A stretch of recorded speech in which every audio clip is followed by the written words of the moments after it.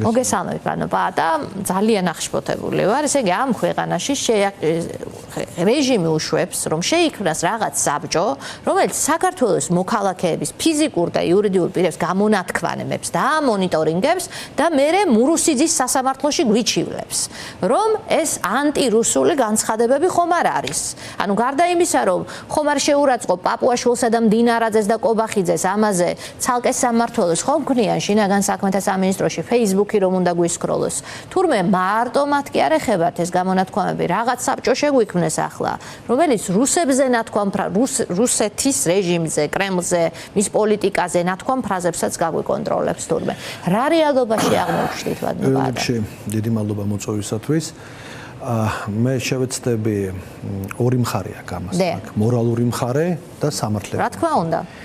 მორალურ მხარეზე ბევრი ილაპარაკებს, მე შევეცდები სამართლებრივ მხარეზე ვილაპარაკო. მორალურად რა თქმა უნდა, ქალნოსოფე შეურაცხყოფელია, ხო, რასაც ჩვენ ახლა დაახლოებით ბოდიშის კამპანიას გავს, ბატონო პაატა. გორიდან ნათქვამ ფრაზას მოიხადეთ ბოდიში. მინდა ხაზი გავუსვა. უარესი? კი ბატონო, უყოს უარესი. მე ავხსნი რატო. პირველ რიგში კარგად შევისწავლე ეს განცხადება. და რუსოფობია საქართველოში არ არის. არ არის ნამდვილად. არ არის. ბათუმში რომ ჩახვიდე, მიხვდები რომ არ არის რუსოფობია. ყველგან თქვენ ვერ ნახავთ ვერცერთ შემთხვევას საქართველოს ტერიტორიაზე რუსული ენის შეურაცხყოფას. ვერცერთ ვერ ნახავთ ამას, რომ ვინმე შენ თქვათ საჯაროდ ან თქვათ ისე ქუჩაშიც კი არ ხდება. ეხლა ის რომ ადამიანები თქვათ ინგლისურად პასუხობენ მითაც რუსულად, ეს მათი უფლება.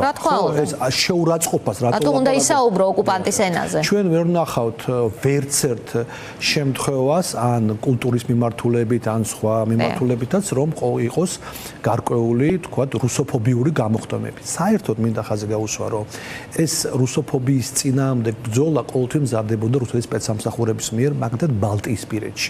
როდესაც თქვათ ფაშიზმს ადარებდნენ ამას. საქართველოში, როდესაც საბჭოთა კავშირი იშლებოდა, ინტერფრონტებს იყენებდა უშიშროება. ერთადერთი იყო საქართველოს, სადაც ინტერფრონტი ვერ გამოიყენეს, რატომ? იმიტომ რომ არ იყო რუსოფობიული განწყობა. ეგ პრინციპული საკითხია და დაიწყეს სეპარატისტებზე ზეწოლა. შემდგომ და ისე ააფეთქეს ორი რეგიონი, ხო? ესე იგი არ გამოვიდათ ის, რაც ბალტიისპირეთში იყო თუ შევადარებთ იმ ქმედებებს. ეხლა ეთყობა დაიწყო რაღაც მოქმედება, მაგრამ მე ეხლა მინდა ანალიტიკის თვალსაზრისით სამართლებრივი მხარე გაჩვენოთ რა ხდება. არ შევხედოთ იმას, რაც დღეს მოვისმინეთ, ხო? მოდით დავიწყოთ არ გამკვირვებია ეს განცხადება, პირდაპირ მინდა გითხრათ, დავიწყოთ იმით თუ რა ფონი მზადდება. პირველი რამოდენიმე კვირის უკან რუსეთის ფედერაციის ათათფირომ მიიღო კანონი, სადაც წერია, რომ რუსეთის მოქალაქის შეურაცხყოფისათვის და მძიმე მდგომარეობაში აღმოჩნდება პუტინს რუსეთის მთავრობის, რუსეთის პარლამენტის თანხმობის გარეშე შეუძლია ერთპიროვნულად შეიყვანოს ჯარი. ერთი ბრძანებით, ეს ერთი. მეორე ფაზა. თქვენ ხედავთ, რომ 9 მაისის ხელშეკრულება, რაც მოეწერა ხელი თვითმმართველობის ორგანოებთან დაკავშირებით, რომ რუსეთის ფედერაციის კანონმდებლობა მოქმედებს საქართველოს ტერიტორიაზე საუბარია ოკუპირებულ ტერიტორიაზე ცხინვალის, ეს არის ანექსიის ნიშანი. მესამე, ძალიან მნიშვნელოვანი თემა, ჩვენ ხედავთ, რომ ამ ფონზე ხდება გარკვეული საკითხების წამოწევა საქართველოში, რაც ეხება ოკუპირებულ ტერიტორიებს. პირველ რიგში რუსეთის დელეგაციის მოთხოვნა ჟენევის ფორმატის, ჟენევიდან მოხსნის და გადატანის სხვა დედაქალაქში ან სხვა რესპუბლიკაში, ხო? ეს მთელი ჯაჭვია, მინდა ამას ხაზი გაუსვა. შემდგომი თემა, ჩვენ ხედავთ იმას, რომ აქ ის რაც ეხება ოკუპირებულ ტერიტორიებთან დაკავშირებით მომუშავე სტრუქტურებს, მაგათაც ავიღოთ ლეგიტიმური მთავრობა, ხო? სრულიად შეზღუდულია, გარდა სურათების გადაღებისა და სელფების გადაღებისა, არაფერს არ აკეთებს. ჩვენ ხედავთ, რომ სოხუმის უნივერსიტეტის ამ ფონზე ხდება შებოჭყვნა ფაქტურად გაუქმების პირას დაყენება. ეს ერთი ჯაჭვის ნაწილია, თქვენ რო დააკვირდეთ ამას. ეხლა დადგა რა საკითხი, როდესაც გაჟღერდა ის, რომ მზადდება ანექსია და თქვენ ხედავთ პირველ რიგში მინდა ხაზი გაუსვა სუსის დოკუმენტს, სადაც რატო უყვები პუნქტობრივად მე ბოლოს რომ მივიდე რა კანონები ირღვევა ამ განცხადებით. ესე იგი სუსის განცხადება, სადაც საუბარია რომ მზადდება ანექსია და ამას ყავს ავტორი კირიენკო. ესე იგი ხა ანექსია მზადდება პირველ რიგში ცხინვალის, შემდგომ უკვე აფხაზეთის. ამ ფონზე ჩვენ ხედავთ რომ რუსეთის ფედერაციას გარკვეულ ჯგუფებს, მოდი ვთქვათ პირდაპირ სპეცსამსახური ჯგუფებს დაჭირდათ რაღაცი ჯგუფის შექმნა, რომელიც ბჭყალებში გაუწევს მონიტორინგს და შეამზადებს ბაზას პუტინის ბრძანებიდან დაწყებული სხვა მიმართულების ამოქმედების და ანექსიის საკითხები თუ დადგა. ეხლა რას ნიშნავს ეს? რეალურად ეს განცხადება, რათა ჩვენ მოვისმინეთ, პირდაპირ მიდის საქართველოს უსაფრთხოების სამსახურის მიერ დაწერილ დოქტრინაზე, რომელიც მან წარადგინა საქართველოს პარლამენტში, რომელიც საგარეო პოლიტიკას და საშინაო პოლიტიკას ზედამხედველობს, მოდი ასე ვთქვათ, და უთხრა, რომ მზადდება ანექსია და ამ ფონზე ჩვენ ვხედავთ სტრუქტურის შექმნას. მეორე საკითხი არის კანონი ოკუპაციის შესახებ, რომელიც მკაცრად განსაზღვრავს ისეთ თემებს, რაც ეხება ოკუპანტ ქვეყანას. აქ ხო ჩვენ რას მივეჩვიეთ, რომ საზღვარის შემოსვლაზე ვლაპარაკობთ მხოლოდ და მხოლოდ ოკუპაციის. არა და ბევრ ამას ყვება ის კანონი, რა თქმა უნდა. რუსული სიმბოლიკიდან დაწყებული მისით, რა თქმა უნდა. ამიტომ ეს მონიტორინგი ბჭყალებში ექცევა კანონის ქვეშ ოკუპაციის შესახებ, ეს ერთი. და რა უნდა გააკეთოს რეჟიმი? ეს ეხება იმ მომენტს, რასაც ქვია სახელმწიფო უსაფრთხოების სამსახურის მიერ შემუშავებული დოკუმენტის საფრთხეებთან დაკავშირებით პირდაპირ ღია დეკლარირებას, რომ ეს საფრთხეები არის და გამოჩენას ამაზე და აქედან გამომდინარე დგება გარკვეული საკითხები. პირველი მიმართა საქართველოს მთავრობას პირდაპირ კანონის ოკუპაციის შესახებ, რასაც ეს კანონი რჩება. მეორე, ეს არის დანაშაული, რასაც ოკუპანტ ქვეყანას ეხება და მისი ინტერესების გატანას, რასაც პირდაპირ სისხლის სამართლის კოდექსით არის გაწერილი სამშობლოს ღალატიდან დაწყებული უცხო სახელმწიფოზე მუშაობა. ჩვენ ხო ხედავთ რეალურად უცხო სახელმწიფოს ინტერესების გატარება, ხო?